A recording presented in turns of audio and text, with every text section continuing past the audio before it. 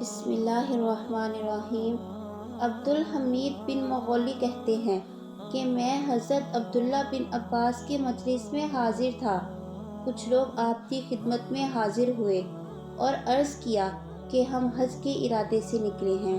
جب ہم ذات الصفا پہنچے تو ہمارے ایک ساتھی کا انتقال ہو گیا، چنانچہ ہم نے اس کی تجہیز و تکفین کی، پھر قبر کھودنے کا ارادہ کیا۔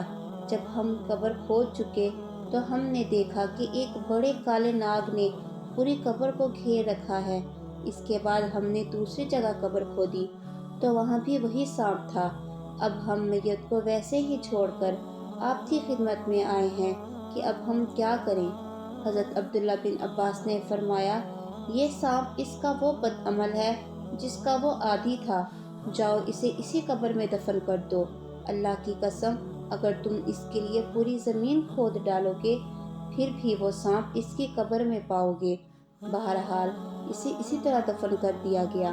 سفر سے واپسی پر لوگوں نے اس کی بیوی سے اس شخص کا عمل پوچھا تو اس نے بتایا کہ اس کا یہ معمول تھا کہ وہ غلہ بیچتا تھا اور روزانہ بوری میں سے گھر کا خرچ نکال کر اس میں اسی کے بقدر بھیس ملا دیتا تھا، گویا دھوکے سے بھس کو غلے کی قیمت پر فروخت کرتا تھا۔